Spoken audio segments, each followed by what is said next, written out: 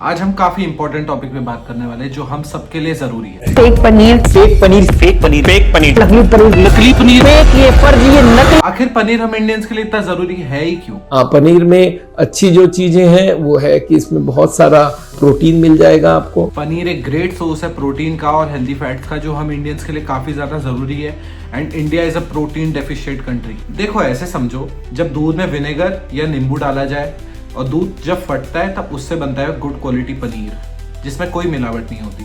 लेकिन जब इसमें एडिशनल इंग्रेडिएंट्स डाले जाए तो वो कहलाता है डेंजरस पनीर। खाद्य विभाग ने पनीर में बड़ी मात्रा में मिलावट की पुष्टि की है। ये पनीर सीहोर से अशोकनगर जा रहा था। अगर इतनी बेसिक सी प्रिपरेशन से पनीर बनाया जा सकता है तो इसमें एक इंग्रेडिएंट ऐसा है जो इसकी प्योरिटी को खराब कर सकता है, स्टार। मेरे फ्रेंड ने आयोडीन टेस्ट किया था पनीर के ऊपर, जिससे हम पनीर की प्योरिटी का एग्जामिनेशन कर सकते हैं, ये पता लगा सकते हैं कि पनीर की प्योरिटी किस लेवल की है। तो आप देखो और समझो। ये देखिए, यहाँ पे भी हमें येलो देखने को मिल रहा है।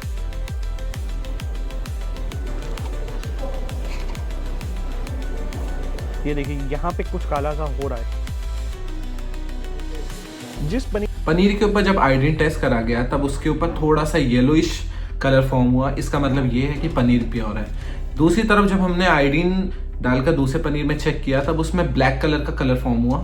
इसका ये मतलब है कि पनीर बिल्कुल सेफ नहीं है। डॉक्टर सजेस्ट करते हैं कि इंसान को अपने वेट का 50% प्रोटीन डेली लेना चाहिए। एंड सबसे ज्यादा सैडेस्ट पार्ट ये है कि एनालॉग पनीर जो कि इंडिया में खुलेआम बेचा जा रहा है और काफी ज्यादा धड़ल्ले से बिका जा रहा है, वो गवर्नमेंट ने लीगल किया हुआ है। वो कैसे? तो अचानक से मार्केट में एनालॉग पनीर की डिमांड इतनी क्यों बढ़ी?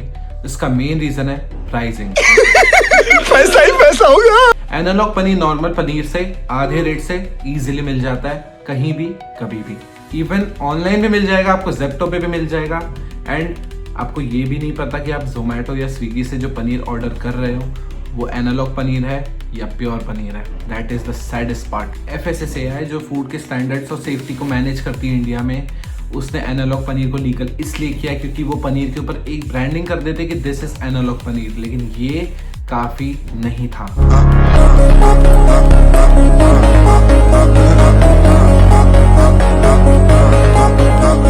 क्योंकि नॉर्मल पनीर और एनालॉग पनीर को एग्जामिन करना मुश्किल है और उससे भी मुश्किल है उन दोनों में फर्क पहचानना। अगर आप एक तरफ अगर नॉर्मल पनीर खा रहे हो और दूसरी तरफ आप एनालॉग पनीर खा रहे हो तो आप उसके बीच का फर्क कभी नहीं पहचान सकते, क्योंकि आप एनालॉग पनीर को अपने चिली पनीर में या फिर अपने शादी के पनीर में या फिर क्या पता अपने घर के पनीर में यूज़ कर रहे हो, बिना जाने, बिना समझे, बिना सोचे। जब इतनी ज़्यादा पॉपुलेशन है तो पनीर का कोई ना कोई तो सॉलिड सोर्स चाहिए होगा ना, क्योंकि इतना पनीर तो हमारे पास है ही नहीं, क्योंकि पॉपुलेशन इतनी ज़्यादा बढ़ चुकी है कि लोग पनीर अफोर्ड ही नहीं करना चाहते। पनीर लेंगे? पनीर तो बेटा कुछ दिनों में इतनी थैलियों में सोनार की दुकान पे बिकेगा। पनीर दो? नहीं बस 30 रुपए के ब्रेड पकोड़े में 100 ग्राम पनीर, ऐसा कैसे हो सकता है?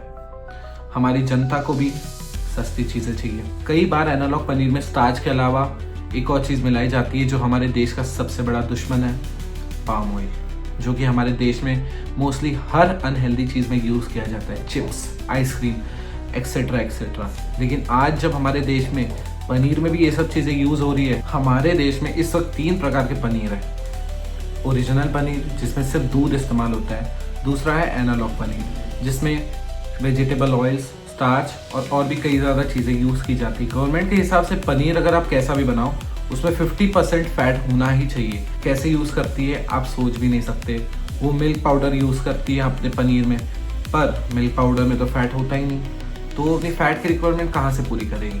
तो यहाँ आ जाता है गेम चेंजर, पाम ऑयल, जो कि सारी सीरीज़ को पलट के रख देता है। एक एवरेज बंदा जो जिम जाता होगा, अपनी बॉडी पे काम करता होगा, उससे डेली रिक्वायरमेंट अपनी पूरी करने के लिए पनीर चाहिए, प्रोटीन पाउडर चाहिए, जो कि बेसिकली प्रोटीन पाउडर कई लोग अफोर्ड नहीं कर सकते या फिर नहीं करना चाहते, क्योंकि कई बार हमारी फैमिलीज भी हमें रोकती है कि protein powder is not safe in India.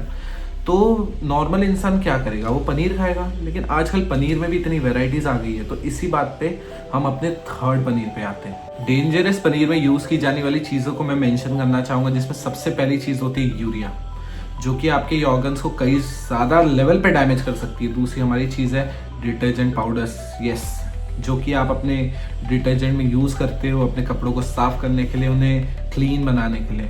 Detergent powders भी यूज़ किए जा रहे हैं इस डेंजरस पनीर में, और आप इसके टेस्ट में, इसकी कंसिस्टेंसी पे कोई फ़र्क पहचान नहीं सकते, क्योंकि आप पनीर 1 सेकंड में खा लोगे। आपको रियलाइज़ ये कई समय बाद में होगा कि आपने क्या खाया, कहाँ खाया। हमारे देश में कई ज़्यादा पनीर ऐसे पकड़ा जाता है जो कई बार हमारी सेहत के लिए इतना हानिकारक होता है कि वो इंसानों की जान भी ले सकता है। तो हम कर क्या सकते हैं इससे बचने के लिए? क्योंकि जोमेटो से अगर कल आप पनीर बटर मसाला मंगाओ या फिर अपने फेवरेट रेस्टोरेंट से मंगाओ, तो आपको नहीं पता कि आप कौन सा पनीर खा रहे हो। या तो सेफ पनीर खा रहे हो या एनालॉग पनीर खा रहे हो, या एज आई मेंशन्ड आप डेंजरस पनीर खा सकते हो।